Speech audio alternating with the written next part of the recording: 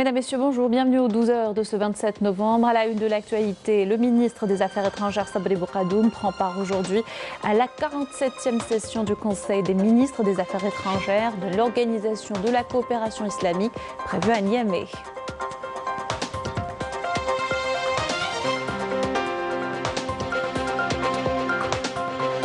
Nous nous intéressons dans ce journal à la cueillette des olives. La campagne a débuté à la mi-octobre. La production est en baisse cette année. Reportage à Tizirnif où la cueillette se fait en famille.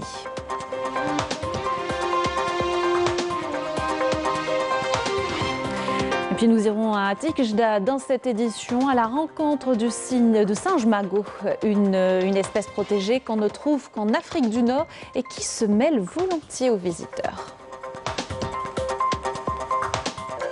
Bienvenue à tous. On commence par l'activité du ministre des Affaires étrangères, Sabri Bourgadoum, qui prend part à la 47e session du Conseil des ministres des Affaires étrangères de l'Organisation de la coopération islamique à Niamey. La session commencera aujourd'hui et s'étalera jusqu'à demain. Elle est placée sous le thème « Unis contre le terrorisme pour la paix et le développement ». Cette session sera l'occasion de réaffirmer l'engagement des États membres à lutter contre le terrorisme et l'extrémisme violent afin de concrétiser les objectifs de développement dans les États membres de l'organisation.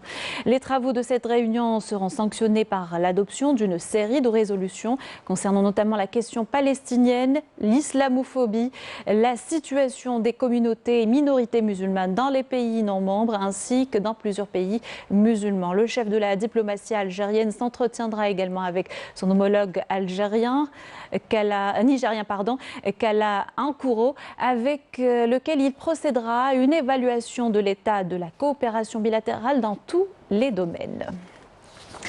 Situation sanitaire dans le pays, le nombre des contaminations Covid-19 toujours au-dessus de la barre des 1000 cas, 1085 précisément, 622 guérisons et 23 décès ont été enregistrés selon le dernier bilan actualisé hier par le comité scientifique de suivi de l'évolution de la pandémie. Une campagne nationale de désinfection des établissements publics est en cours. L'exemple à Alger où les locaux du centre de l'enfance en détresse d'El Mohammedia ont été assainis. Le but, préserver la santé des occupants. Wahiba ou Hawem Bedi Amarni. Pour la réussite de l'approche nationale de lutte contre le coronavirus, des efforts considérables sont consentis à travers différents établissements et centres relevant du secteur de la solidarité nationale.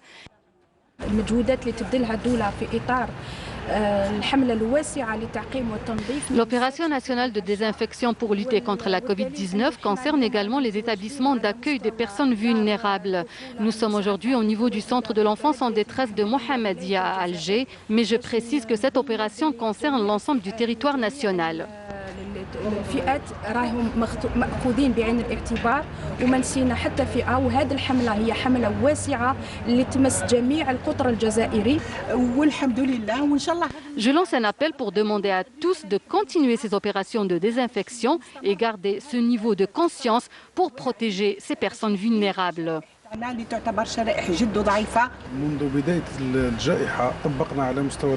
Depuis le début de la pandémie, nous avons appliqué un protocole sanitaire strict au niveau des centres spécialisés et nous avons fait régulièrement des campagnes de désinfection. L'opération d'aujourd'hui se fait sur initiative des deux ministères de la Solidarité nationale et de l'Environnement. Ces efforts sont couronnés de succès puisqu'aucun cas de Covid-19 n'a été relevé au niveau de ces centres, notamment à Alger. Je veux préciser que nous n'avons enregistré, Dieu merci, aucun cas de Covid au niveau de ces centres pour enfants en détresse ou pour les personnes âgées à Alger, et ce, grâce à ces opérations de désinfection et la conscience de ces personnes vulnérables. Le staff pédagogique de l'établissement Enfance en détresse de Mohammedia veille à l'application rigoureuse du protocole sanitaire mis en place par les hautes autorités du pays. Et ce n'est pas qu'à Alger, puisque tous les autres établissements accueillant ces personnes fragiles à travers le pays sont concernés. Et la prévention contre le Covid-19 est l'affaire de tous, mission que le secteur de la santé militaire traduit sur le terrain en effectuant des campagnes de dépistage et de prévention contre ce virus à travers les différentes zones enclavées du pays. L'exemple nous vient cette fois de Sidi Blahbès à Adel Bouhames. Faire d'une pierre deux coups, tel était l'objectif de cette campagne de vaccination menée par des staffs médicaux relevant du secteur de la santé militaire de la 2e région militaire. Les habitants des zones enclavées de Karzouta, Farhat Zid, Arjem Darmouch, Bir el-Hammam et El Marhoum, dans la wilaya de Sidi Bel Abbas, ont été vaccinés contre la grippe saisonnière. Des tests de dépistage de la Covid-19 ont également été effectués. Les participants à cette campagne ont saisi cette occasion pour sensibiliser les citoyens sur les dangers de cette pandémie ainsi que sur les différentes mesures de prévention. Notre mission consiste à assurer des soins et donner des conseils aux citoyens, mais également à les vacciner contre la grippe saisonnière et effectuer des dépistages du coronavirus. Une campagne qui a été d'ailleurs bien accueillie par la population locale qui a tenu à rendre hommage aux efforts consentis par les éléments de l'armée nationale populaire.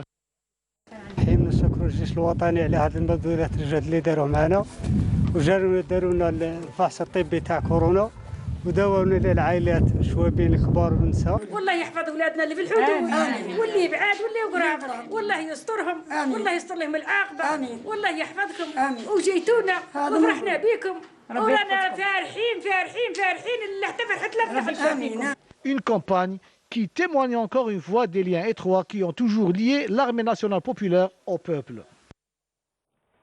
Et cette visite, le commandant de la gendarmerie nationale, le général Nourdine Gouesmi, a effectué une visite de travail et d'inspection à la 4e région militaire. Ces 2 derniers jours où il a effectué une réunion de travail avec le général-major Omar Tlemceni, commandant de la 4e région militaire, avant d'entamer son programme d'inspection depuis le siège du commandement de la 4e région de la gendarmerie nationale. Le général Gouesmi s'est enquis de l'avancement des travaux de l'annexe régionale de criminalistique et criminologie.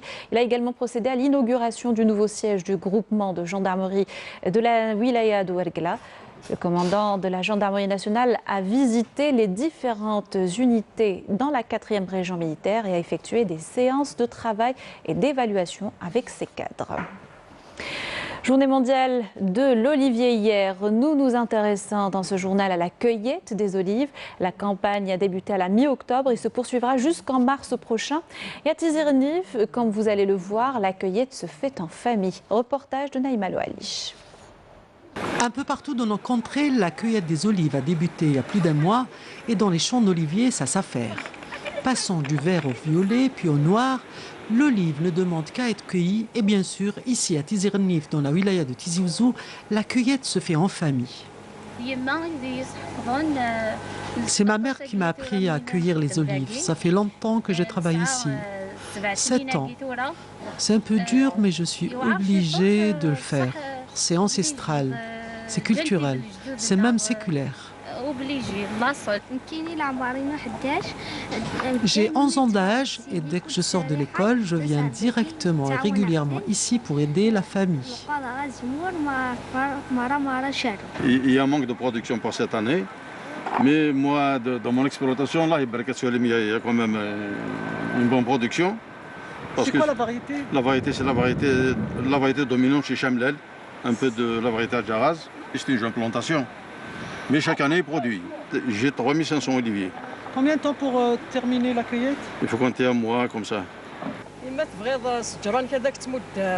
Si tu veux que l'olivier te donne, sois généreux, il faut absolument le nettoyer, l'aérer, le laisser grandement respirer.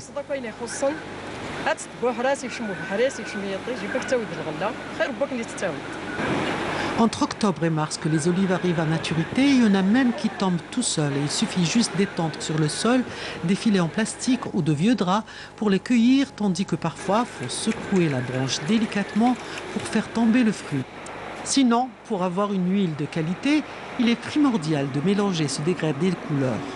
Donc la wilaya de Tizi Ouzou, c'est une région à vocation oléicole avec 39 000 hectares d'oliviers. Chaque année, la production elle varie de 10 à 12 millions de litres. Cette année, on prévoit 7 millions de litres, une baisse de production due aux conditions climatiques et au manque de pluviométrie. La variété principale, c'est Chamlel. La cueillette elle s'effectue essentiellement à la main. L'année dernière, on a fait des formations pour les agriculteurs avec l'utilisation de pennes électriques. Au lieu de faire un arbre par jour, on peut faire 5 jusqu'à 10 arbres par jour. La meilleure olive, je l'exporte. Et j'ai fait des expositions surtout un peu partout dans le monde. Où vous l'exportez? En Amérique du Nord et en France. Une fois cueillis, les olives sont acheminées juste à côté au moulin, où ils sont lavés, effeuillés, puis triturés pour obtenir cette fameuse huile à 100% bio, puisque cultivée avec des composts intégralement naturels. Destinée entre autres à l'exportation, cette huile extra vierge attend toujours sa certification, déjà mise en route par les services compétents. Dans un tout autre registre, la question des matériaux et concepts des cellules solaires photovoltaïques à l'étude au Centre de recherche en technologie des semi-conducteurs pour l'énergétique. Les enjeux et défis discutés par les spécialistes lors d'un workshop international organisé par visioconférence, l'occasion de mettre en avant le savoir-faire des chercheurs du CRTSE. Ces derniers maîtrisent toutes les étapes du processus de fabrication des panneaux solaires. Amel Bouarba. Les avancées technologiques en matière de fabrication de cellules solaires photovoltaïques, c'est le thème d'actualité de ce workshop international de 2 jours auquel une quarantaine de chercheurs du Centre de recherche en technologie des semi-conducteurs pour l'énergétique ont pris part. Vu l'avancement de la recherche au niveau du centre, avec les moyens de bord, nous avons atteint un rendement de 14%. Reproductible, c'est presque à l'échelle industrielle, alors que dans les laboratoires étrangers, c'est aux environs de 22, 23 et 18, 19 à l'échelle industrielle. Donc c'est vraiment une prouesse technique de la part de nos chercheurs. Donc on voulait presque célébrer ça à travers ce workshop qui a regroupé une centaine de chercheurs algériens et étrangers, des Algériens établis à l'étranger. Ce workshop a été organisé dans le cadre de valoriser les travaux de recherche développés au niveau de CRTSE en premier lieu et pour donner l'opportunité et promouvoir l'échange entre experts dans le domaine des énergies renouvelables et les technologies des cellules solaires développées dans le monde. L'enjeu est de taille, promouvoir l'utilisation des énergies renouvelables en développant des panneaux solaires avec les mêmes performances et technologies adoptées par les pays leaders dans ce domaine.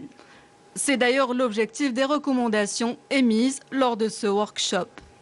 Les recommandations, c'est presque une lettre ouverte au pouvoir public de la part des chercheurs algériens, que ce soit les chercheurs à l'intérieur du pays ou nos expatriés, que nous sommes là disposés à aider, accompagner les entreprises privées ou étatiques pour monter des usines pour la fabrication des panneaux solaires.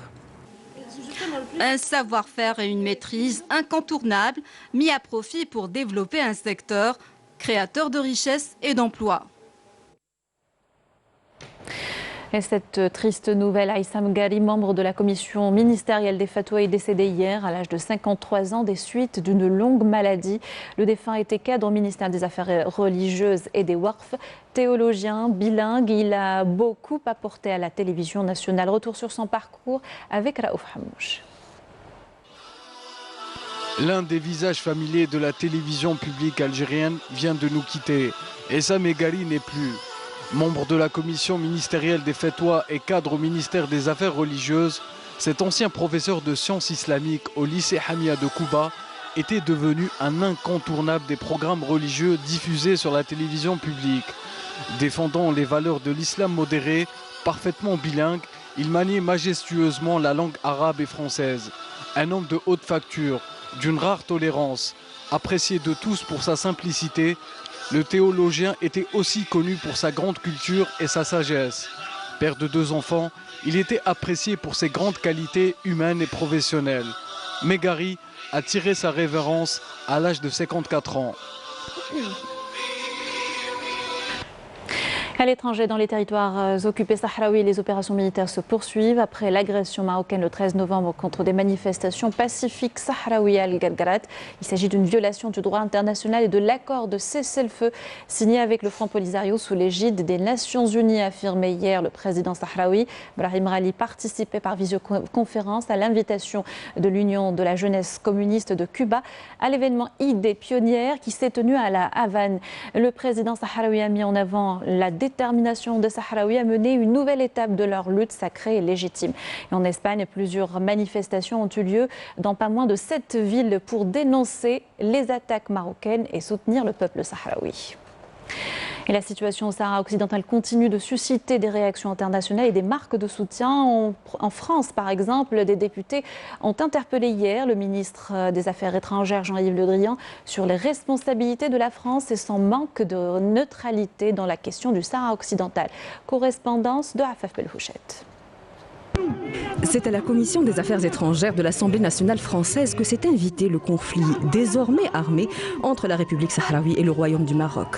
En effet, une guerre conséquence directe de l'attaque perpétrée par le Maroc à l'encontre des manifestants sahraouis, marquant ainsi la fin du cessez-le-feu en vigueur depuis 1991, a rappelé le député Jean-Paul Lecoq dans son interpellation au ministre des Affaires étrangères de son pays. Une énième violation marocaine vue au sud de l'ONU, avec le soutien de la France qu'il estime responsable de l'immobilisme du Conseil de sécurité. La France, en tant que membre permanent du Conseil de sécurité des Nations Unies, est responsable de cette situation, parce que jamais les obligations du Maroc n'ont été mises en œuvre lorsque ce pays a été condamné pour avoir torturé des prisonniers politiques sahraouis par le Comité contre la torture de l'ONU. Parce que jamais la mission des Nations Unies au Sahara occidental, la MINURSO, n'a englobé la surveillance des droits de l'homme. C'est d'ailleurs la seule mission de l'ONU à ne pas avoir cette prérogative, opposition de la France. Parce que jamais le référendum d'autodétermination n'a été mis en place. Parce que jamais la brèche de Guerguerat n'a été refermée par la MINURSO. Et le député Lecoq d'enchaîner sur la responsabilité également de la France dans le pillage européen des ressources sahraouies.